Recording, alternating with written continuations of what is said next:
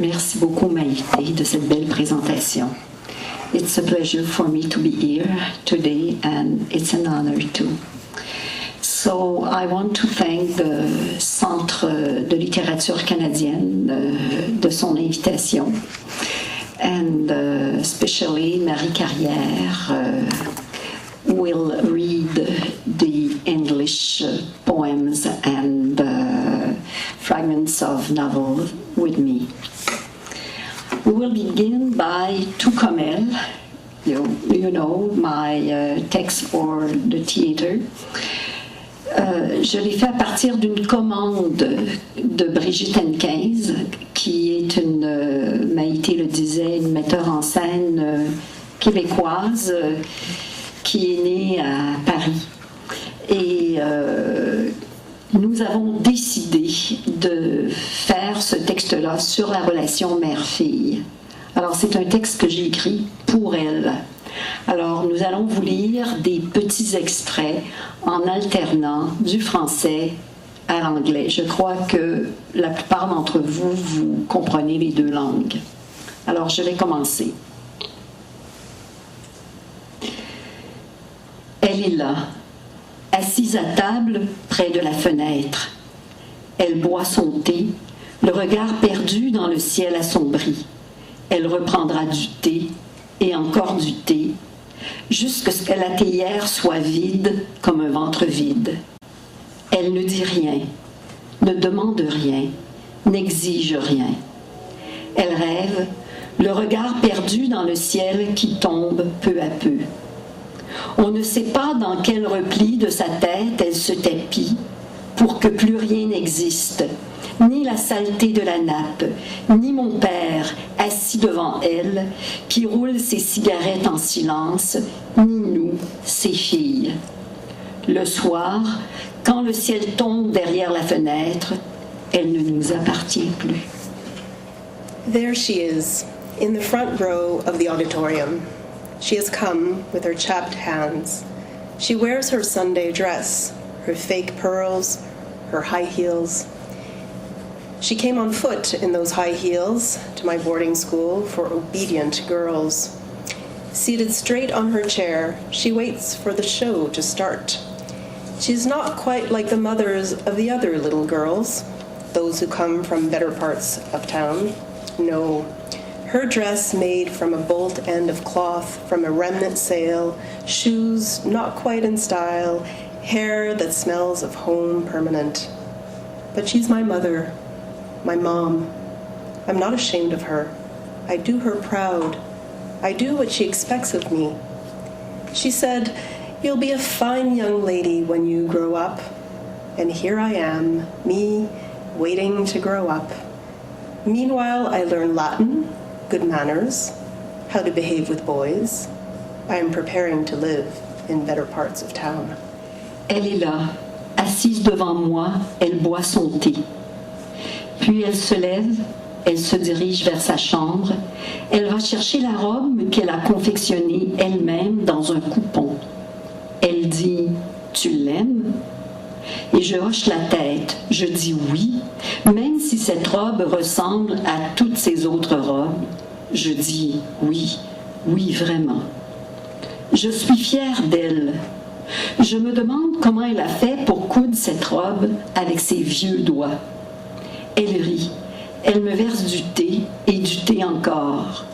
Puis, quand la théière sera vide comme un ventre vide, elle prendra ma tasse, elle lira les feuilles collées contre la porcelaine, elle me prédira un voyage, un cadeau, une surprise, une réussite au travail, de l'argent. Elle me souhaitera ce qu'elle n'a jamais eu, elle, et je lui sourirai. Un pincement dans la poitrine, je lui sourirai sans lui dire que j'aurais voulu une autre vie pour elle. Je ne dirai rien. Je n'ai jamais su comment lui parler. There she is, at my side, beautiful, so beautiful that she doesn't seem a mother at all. She's a fairy, an icon, a star, a diamond, an enchanted forest, No wrinkles, no folds under her eyes, her skin taut and smooth, arms firm and beautiful, a little tanned, just enough to show off her summer dresses. So beautiful that I don't understand how I could have deserved such a mother. Every night, after my bath, I run to her with my storybook, and she smiles at me, sits on my bed, reads me the stories that are meant to lull children to sleep. But I fight off sleep. I snuggle into her damp warmth.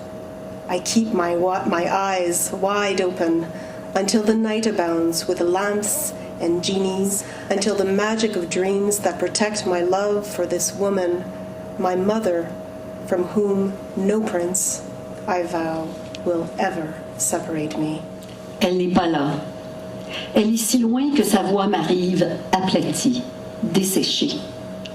Ce n'est plus la mère de mon enfance, mais une vieille femme maintenant, une petite vieille, comme on ne peut pas imaginer sa mère. Elle babille au bout du fil et moi je l'écoute babiller, distraitement, en comptant les taches brunes sur mes mains. Mais elle me ramène bien vite à elle, elle m'interroge. « Qu'est-ce que tu as fait aujourd'hui ?» Et distraitement, je me mets à babiller. Je raconte le travail, la maison, les projets de voyage. Mais sa voix gonfle comme une voile de bateau, juste assez pour étouffer une colère qu'elle soupçonne à peine. Sa voix laisse échapper « Ce doit être ennuyeux, ta vie. » Et je reste là, à l'autre bout de sa colère, comme toujours surprise et muette. Je n'ai jamais appris à répondre à ces petites méchancetés. There we are, across from her, her daughters, seated in a circle in the old-fashioned living room. It's Christmas. The stage is set for Christmas. The chatter is Christmas chatter. We laugh, we tell jokes, always the same. We fill the time saying nothing.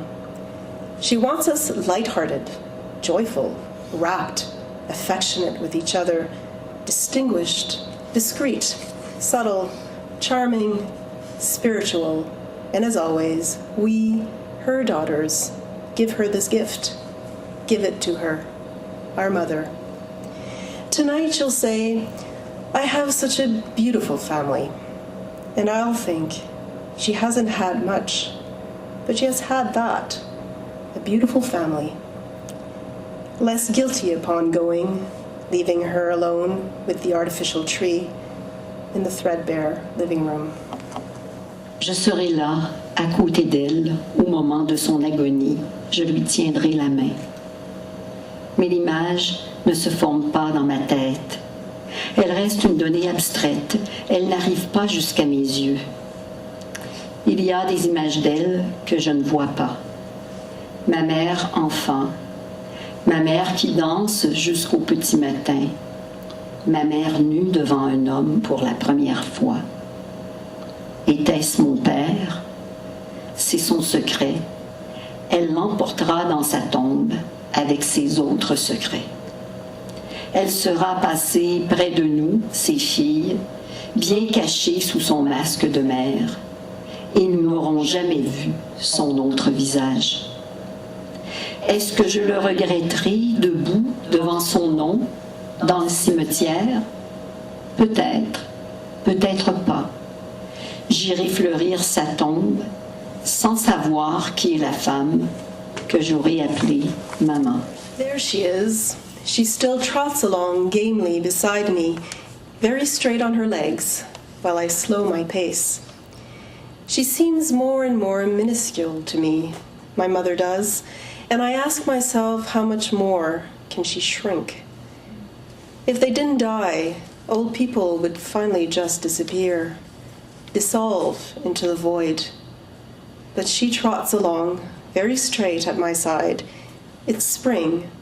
The smells of spring, fresh mown grass, the trees already in leaf. Every few steps she stops, looks around. A maple, a willow, an elm, she declares dreamily. as if to anchor herself a bit more firmly in reality. As for me, my heart shatters at the thought that it might be the last spring when I hear my mother name the trees out loud. The idea of my mother dead cuts in front of me like a knife. And now, after the daughter's voice, the mother's voice. J'aurais voulu, de toutes mes forces voulues, être pour ma fille une autre mère que ma mère. Ne pas la soumettre, ne pas l'étouffer. Surtout ne pas l'étouffer. Rester là, à la frontière de sa vie, me faire discrète, petite oiselle, petite fée, ombre rose voguant dans un ciel d'une infinie bonté. Mais je me suis mirée dans ma bonté sans reconnaître mon visage. Pâle, sans lumière, c'était celui d'un cadavre. Alors, je me suis laissée chuter pour sentir les effluves de la terre, là où le parfum des fleurs se mêle aux odeurs d'urine et de boue. J'ai quitté ma bonté pour reprendre mon cœur de femme qui, chaque jour, cherche une façon humaine d'aimer son enfant. Je ne saurai jamais si j'ai trouvé. Afterward, will be two women stepping out together from the night of time. Two women with faces and laughs and shimmering colored dresses. It'll surprise me once again that she, my daughter, does not resemble me. It won't be so easy to spot her in the street in broad daylight, like seeing a stranger from a window with no idea where she's going. Thoughts of her childhood will overwhelm me. I'll regret all those times when I was in a hurry for her to grow up. I'll want to pluck the candles back out of each birthday cake, and all that I'll hear will be the worn voice of my mother with her own phrases. Life is fleeting. Once it's gone, it's gone. But I'll tell myself that regrets are no better than prayers. They leave us stuck in the same ache, always, and I won't let myself be stuck. It is the Canadian poet Erin Murray who has translated just like her. And now Marie will read a chapter of La Memoria in English. The translation is from Lidwig Haak, who lives in Toronto. La Memoria, c'est un roman d'une femme qui subit une perte amoureuse. Et actuellement, contrairement dans ma génération à mes grands-parents qui vivaient ensemble toute leur vie, beaucoup de gens ont la tâche de recommencer, faire le deuil et recommencer. Donc, c'est un roman de deuil.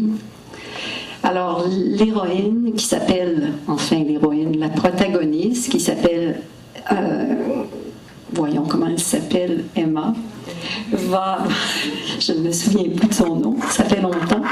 Alors, elle va donc vivre ce deuil-là, recommencer avec un autre homme, en se disant que cette fois-là, ça peut fonctionner. Mais ce qu'il y a de douloureux dans ce deuil-là, c'est que ce deuil-là lui rappelle la perte de sa sœur qui est disparue quand elle avait 17 ans. Alors ça arrive qu'un enfant parte de la maison qui ne donne plus de nouvelles, c'est très douloureux pour des parents, on peut le comprendre, très inquiétant aussi. Et donc elle vit un double deuil. Le chapitre que Marie va vous lire en anglais, c'est le chapitre où Emma est à la maison et sa mère lui arrive. Alors Emma est en train d'écrire une traduction, c'est-à-dire de traduire un livre, mais elle veut faire un scénario en mettant sa mère comme protagoniste, en plaçant sa mère comme protagoniste. Et donc, le début du chapitre va vous donner un peu le contexte et ensuite on passe à cette rencontre-là avec sa mère. I pretended I was writing about a woman I hardly knew. I described her timid little girl face, her eyes suddenly becoming veiled as she puts her left hand in front of her mouth to protect herself or stifle a scream. I reread my page out loud and tore it up. That character was not going to be in my script. How was I to introduce Maman into my script? How could I write, Maman is a disappointed little girl? It's not because of Noël. It goes back a long, long way to a distant past, which I guess I'll never know anything about. For the first time today, I saw the shadow of an older life when the veil came down in front of her eyes. On the radio, a new recording of Vivaldi's Four Seasons was playing when the doorbell rang, 2 brief rings only. I hesitated. I was rereading the last chapter of my translation. It was a moment of grace. I had the impression that I had succeeded in preserving the other language in my own language. It seemed that nothing essential had been lost, neither the resonance nor the rhythm. Even so, I went to the door. A gray form stood with its back to me, still straight, but huddled up. I felt a twinge in my stomach. She put her bag down in the hall. She was on her way home from the doctor's, a routine visit, she quickly explained. She'd decided to come and see my renovations. She needed a pretext. She wouldn't have been able to say, I just felt like seeing you. She doesn't know such words. You have a very nice kitchen, she exclaimed. Sometimes all she can think of is trite phrases. I replied with an inconsequential remark. So there we were, making conversation. I spread the linen tablecloth embroidered by Grand-Maman over the table. And right there and there, childhood reemerged through her wrinkles, the whole of her childhood, the dark curtain in front of the eyes, the hand over the mouth, as a gesture of terror. That tablecloth at 10 o'clock in the morning? I had just committed a treacherous act. Grand-Maman wasn't going to forgive us. We don't know how connections between events are forged, how a face may carry within itself another face, a fear, another fear, a mother, her daughter. In Maman's eyes, I saw Noël's fragility, her dread of the rain, of the neighbor's dog, of the messiness of her bedroom. In Maman's eyes, I saw Noël's disappearance. How old was Maman when she left her parents' home? Oddly enough, I'd never asked her. 17, I repeated. 17, just like Noël. Maman gave me a searching gaze. Then she looked down. The silence was heavier than lead. Finally she spoke. Noël hadn't been abducted against her wishes. She was sure of it. She had carefully prepared her escape. Maman said what I had never dared to admit plainly to myself. I began to breathe again. We had no idea what had happened next, but at least there was this tiny bit of certainty. Noël had gone with that handsome stranger of her own free will. I hope God will forgive me. The phrase escaped from her mouth like a moan. I asked her why. I don't know how to hold on to my children. I went over to the window. A bowing pierced the rainy sky. I suddenly felt like going away. I said, "You've managed to hold on to me." But Maman didn't hear. She was shut away in some remote spot, deep inside herself, where I had never been able to reach her.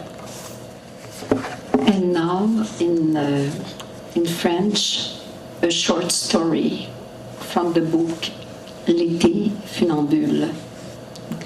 I like very much short stories because short stories are exact and they permit me to tell some things that I can't tell in novels or in poetry. J'aime surtout nouvelle d'atmosphère. Et vous allez voir que cette nouvelle-là, c'est vraiment une nouvelle d'atmosphère. Il ne se passe rien. Alors voilà, fin de soirée. Après, on regarde la nappe comme une ville pillée. Les cercles de sauce qui croisent les taches de vin, les croûtons de pain déchirés, les verres bordés de lèvres rouges. On se rappelle les bouches qui tantôt s'étiraient pour engloutir les viandes, le mouvement mécanique des mâchoires. Et pourtant, la discrétion absolue, la distinction, la retenue des corps qui ont laissé derrière eux les goinfreries de l'enfance. On s'étonne que, malgré les belles manières, le chaos est ressurgi. Quelques instants d'oubli, l'abandon au plaisir des choses simples. Seul maintenant, on débarrasse, on range, on accomplit le trajet répété de la salle à manger à la cuisine, on rince, on lave, on jette un regard admiratif sur les fleurs délicates de la vieille porcelaine, comme on le faisait, fillette, quand on replaçait dans sa boîte le minuscule service de vaisselle hérité d'une grand-tante.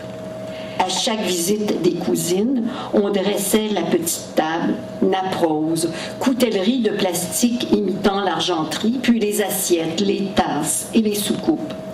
On allait chercher dans la cuisine des biscuits et de l'eau chaude vaguement parfumée de thé qu'on dégustait en bavardant. Cela s'appelait jouer.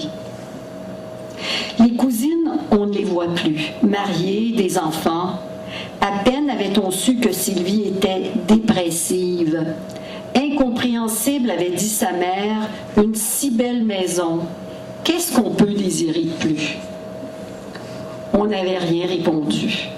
On avait eu l'idée de lui téléphoner, de l'inviter. Mais à quoi bon se retrouver l'une devant l'autre comme des étrangères? Autour de la table tout à l'heure, il y avait des rires, des anecdotes, des souvenirs. La République tchèque, la Suisse, la Finlande, le Québec aussi, celui des années 50. Le besoin d'ancrer le présent dans le passé, on se créait une intimité. N'avait-on pas fait le deuil de ces premiers paysages pour être là, ensemble, vivantes de toute vie? Est-ce Maria ou Karina qui a proposé un toast à l'amitié? Peu importe. On revoit les verres teintés au-dessus de la flamme des chandelles. On est encore ému de la douceur du moment. Le miracle, espérer que ce petit geste puisse conjurer le mauvais sort. Sur le visage, les années qui lentement se sont incrustées dans la chair, on pense de plus en plus souvent à la peau parcheminée de sa mère. 2 ans que je ne l'ai pas vue, a murmuré Eva en essayant de dissimuler un sanglot. L'habitude de vivre sans se retourner, les yeux secs, on assume ses choix, on fait face à la réalité. Pourtant, la nostalgie refait parfois surface au détour d'une phrase et on se sent défaillir.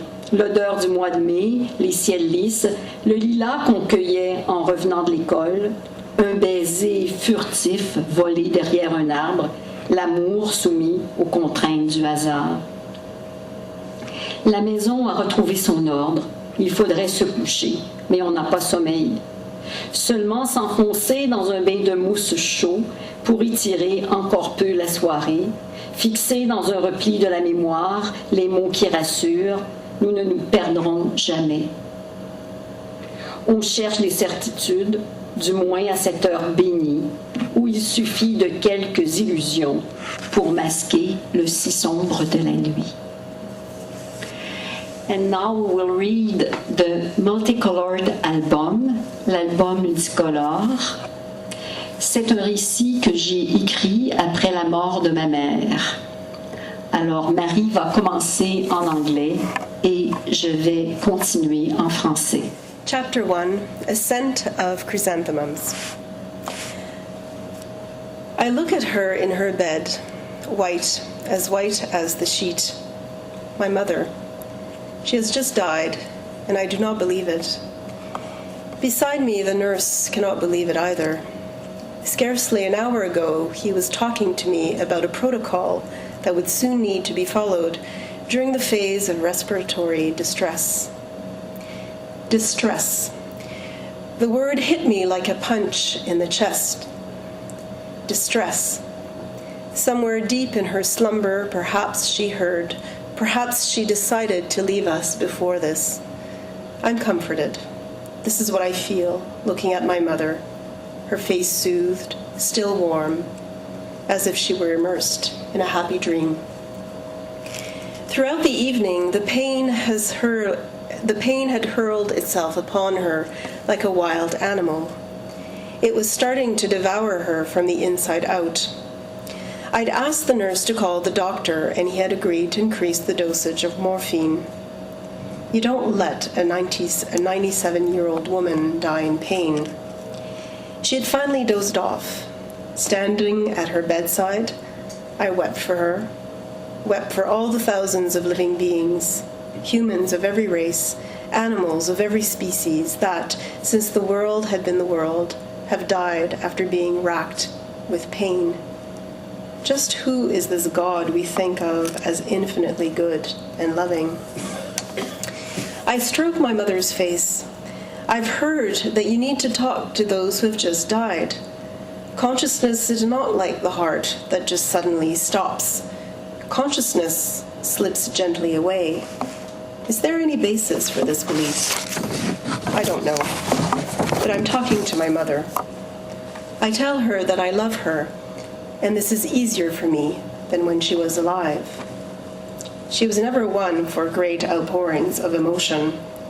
Except these past few weeks, she was becoming less able to hold things in. She would smile when I hugged her. She let me tuck her in at night, at bedtime. I'm waiting for my brothers. They shouldn't be long now. A few minutes ago, I woke them up. I didn't need to explain anything. The ringing phone was enough. The nurse asks me if he should move my mother in the bed. No staging. Let her stay in the position she died in so my brothers can see her the way I saw her. He leaves and the room returns to its silence. I can finally think about my mother, about her death. For a long time I pictured a theatrical scenario. She's looking at me, I'm holding her hand. With total consciousness, she lets out her final breath. I would never have believed that death could be so banal. You get a shot of morphine, you fall asleep, like after a hard day. Afterward, who are you? A soul, a ghost, a dispossessed body, a shadow, a portrait that little by little grows blurrier, a memory, a name etched into a tombstone. I cannot take my eyes off my mother's face, now smooth and without wrinkles. The traces of living time have been erased. In that freezing night, I let myself glide with her into a perfectly smooth time. Time becomes statue. I am keeping watch over my mother who has died. Am I the only one keeping watch here? A little while ago, at the moment of the morphine, coming back up the dark hallway toward the nurse's station, I looked through a half-open door and saw a young woman writing in her bed. So you could write here, in the heavy silence of this post-op ward. I carried that image with me, as if it could give me courage. L'étape du courage est maintenant terminée. Ne plus voir ma mère souffrir comme elle a souffert dans la soirée, c'est la seule réalité qui me fait accepter sa mort, c'est ma consolation.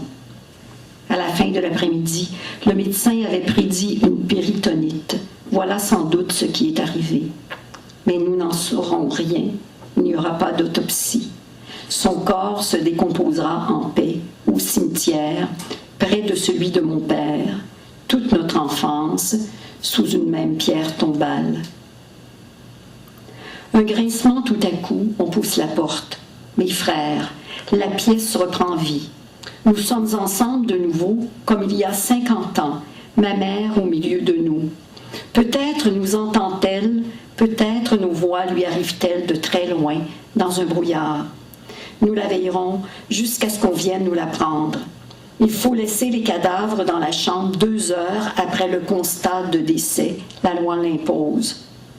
Au cas où il ne serait pas vraiment mort, au cas où il ressusciterait, le médecin n'est pas encore passé. Tant mieux, nous aurons notre mère à nous jusqu'à l'aube. Pas un bruit sur l'étage, les patients semblent tous dormir. Nous parlons d'elle à voix basse, nous nous rappelons des souvenirs. Puis nous en venons à discuter des funérailles. Faut-il opter pour un service religieux ou une cérémonie laïque? Voulait-elle être enterrée, incinérée? Ces dernières volontés, nous ne les connaissons pas. Durant les longues journées que j'avais passées avec elle les semaines précédentes, j'avais essayé de savoir. Je n'avais rien appris. Mes propos étaient sans doute restés trop vagues, mais est-ce qu'on peut poser des questions directes à quelqu'un qui déjà n'est plus qu'une ombre? Pas moi. Pas moi à cette mère-là. Comme si elle avait lu dans mes pensées, elle affirmait en prenant son thé « Dans moins de 3 ans, je serai centenaire ». Et je hochais la tête, j'essayais de le croire moi aussi. Mais bien vite, ma foi laissait place à l'inquiétude. Depuis l'été, elle déclinait rapidement. Comment serait-elle dans quelques mois? Vivrait-elle jusqu'à plus de 100 ans, comme ces mortes vivantes à la une des journaux? Mes frères semblent soulagés, eux aussi. Désirer que la mort vienne est parfois un acte d'amour. Nous racontons des anecdotes de l'époque lointaine où elle était notre mère toute-puissante, puis nous nous approchons à tour de rôle du lit, nous la caressons, nous l'embrassons. Nous sommes redevenus sanichés, ces oisillons attendant la béquille quotidienne. Pas pour longtemps, le médecin vient nous arracher à notre enfance et nous demande de sortir. Il veut procéder au constat de décès. Notre mère est bel et bien morte. Le médecin confirme ce que nous savons. Il remet son alliance à l'un de mes frères qui me l'attend. Je la glisse à mon doigt et je serre le poing. L'impression qu'une autre vie vient de pénétrer dans mes veines. Je me sens prête à affronter seule la réalité. Pour la première fois, j'entrevois ma propre mort dans un lit d'hôpital par une nuit glaciale de décembre, mais aucun vertige chez moi, aucune tristesse. Je demande simplement de la force nécessaire pour faire face à la cassure du temps. The translation you listen to is from Karen McPherson, who is professor at University of Oregon, but the book will be published and will be translated by Ludwig Hawk. Maintenant, nous allons vous lire, Marie et moi, 2 extraits de Plus haut que les flammes. Plus haut que les flammes est un livre de poésie que j'ai écrit après être allée dans les camps nazis de Auschwitz et de Birkenau en Pologne, les camps d'extermination, où je crois que c'est 2 millions de Juifs sont morts durant la Deuxième Guerre mondiale, mais aussi des Romanichels, des communistes, des artistes, des homosexuels, tous ceux qui ne pouvaient pas entrer dans le régime nazi. I went to Auschwitz and I saw some clothes of children who were exterminated. Yeah, not children, babies, you know. And at that time, my grandson was a baby, and I saw him in these clothes. And I adopted how those babies were exterminated. And I wrote the book for those babies who passed away, were exterminated in Poland, but also for all the babies who are exterminated in wars. So I will read the beginning in French, and after that, Marie will read in English. Ton poème a surgi de l'enfer, un matin où les mots t'avaient trouvé inerte au milieu d'une phrase. Un enfer d'images fouillant la poussière des fourneaux et les âmes sans recours réfugiées sous ton crâne. C'était après ce voyage dont tu étais revenu, les yeux brûlés vifs de n'avoir rien vu, rien, sinon des restes. Comme on le dit d'une urne qu'on expose, le temps de se recueillir devant quelques pelletées de terre. Car la vie reprend même sur des sols inhabitables. La vie est la vie. Et l'on apprend à placer Auschwitz ou Birkenau dans un verre comme un souffle insupportable. Il ne faut pas que le désespoir agrandisse les trous de ton cœur. Tu n'es pas seul. À côté de toi, il y a un enfant qui parfois pleure de toutes ses larmes, et tu veux le voir rire de toutes ses larmes. Il faut des rires pour entreprendre le matin, et tu refais ta joie telle une gymnastique, en levant la main vers les branches d'un érable derrière la fenêtre, quand une hirondelle veut faire le printemps. Il y a cet enfant que tu n'attendais pas, arrivé avec ses branches trop étroites pour retenir la lumière. Cet enfant né de la douleur comme d'une histoire sans merci. Et tu le regardes caresser un troupeau de nuages dans un livre en coton, en pensant aux minuscules vêtements des enfants d'Auschwitz. À Auschwitz, on exterminait des enfants qui aimaient caresser des troupeaux de nuages. Leurs petits manteaux, leurs robes, et ce biberon cassé dans une vitrine, cette pauvre mémoire à défaut de cercueil. Et les visiteurs en rang serré sous l'éclairage artificiel, tandis que tu attendais, le corps ployé, comme si le monde tout à coup s'appuyait sur tes épaules avec ses biberons cassés. Les enfants d'Auschwitz étaient des enfants avec des bouches pour la soif, comme l'enfant près de toi.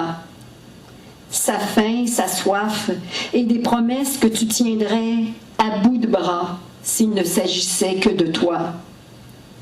Mais ici, c'est le monde et sa folie. Puanteur de sang cru et de chiens lâchés sur leur proie, même quand tu refais ta joie telle une gymnastique ou une prière sans espoir. Il y a des prières pour les femmes sans espoir, celles qu'on dit la voix tressée au malheur qui inspire les livres. Car la terre a connu plus de désastres que de bénédictions, pluie d'insectes ou de feu, pluie de pierres dont on lapide les épouses, pluie d'obus lancés sur les villes comme des œufs, pluie de pluie qui n'en finissent pas de tout engloutir. Heureusement, il y a des arches pour les femmes sans espoir et les petits garçons à hauteur de nuages qui chevauchent leurs premiers rêves. Il y a des étés où ricochent les rires païens dans les prunelles, les jours de fêtes foraines et de manèges qui agitent blanc le fantôme de Dieu. Car Dieu n'est qu'un souvenir de messe basse. Personne ne prend pitié de toi ici, ni du monde, ni des suaires creusant le ciel comme des visages. Toi, tu appartiens à la terre terreuse des sépultures et des animaux. Tu n'entends plus le cri des couteaux pour te nourrir depuis le temps des grottes où tu abritais tes petits avant de savoir te tenir debout.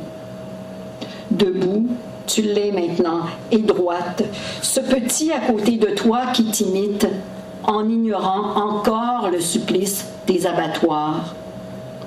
Tu lui répètes qu'il faut manger, comme tu as toi-même mangé depuis tes dents de lait. La vie commence avec les mâchoires et les bœufs pendus au crochet des marchés. Tu revois la jolie robe de ta mère le vendredi et ta main moite dans la sienne, puisqu'il ne fallait pas te lâcher. Comme ces enfants sur les photos de Birkenau, croqués juste avant l'arrachement. Leurs cris crevés qui hantent encore les champs, tel un vent revenu de la mort. Derrière la honte, il y a aussi des mères au cœur éclaté. And you continue to write your poem with the same hand, the same world, the same shit spread over the page. The awkward left hand when shaking the matter that does not concern it, except diagonally, seen from Shane's perspective, as though it were the hand of a soldier following orders, lips stitched, badge stitched, where once the heart was. But here you are, left hand, gentle, with the child and the story of young Moses saved from drowning. Mourning at times is the goodness from books, with a princess opening her eyes on a crib, floating adrift down the river. Mourning is the crazy need to tell stories of women giving birth in the blink of an eye. Simple storytelling in your mother tongue. A rush, suddenly, a soul, a love you notice in the astonished hand, opening over swaddling clothes and soiled tears. There are mornings made for loving, and you want to tell them to this child beside you, like the troubadours of the past who traveled from town to town, sprinkling decency on the war-ravaged. Who would like to belong to the family of conscious dreamers who have always consoled the world's sequel, and in the morning you stir awake the books of holiness for the child beside you, though you no longer understand your world, not its exhausting rush, not its dissonance in color, on the giant screens hanging from buildings asleep in Times Square, where some men and women like you, speechless, stare at themselves in Francis Bacon's crucified gaze, because this world is no temple. The world is a museum without walls, in which fire and blood were used to exterminate people and angels. Still, the tiniest of sparrows is all it takes for a child to fashion wings for himself. And when the church bell resounds on Sunday, you wonder if this is piety or a lie, to purse your lips tightly in grief. On Sunday, you make a vow with beauty, as your rock sees and wonders, and your voice running over the page, as you run after the child just to hear him laugh. The child is a mountain lake deeper than your fear, and you yourself, and you ready yourself, and dip your faith in these black waters protecting the memory of rock, large tombstones, engravings on fossils, which you resurrect for the child beside you. His journey is long, and you believe in miracles, like you see this child was born to a people with wings that flew across the endless sky in floods, and you look at him standing now in this story, doomed from the start, and you cross over his chest your awkward arms, and thankfully, you still have arms. The translator of Beyond the Flames is the poet Antonio D'Alfonso, who received, I think, doctorat, PhD honoris causa, what is the English term, from Athabasca University some months ago.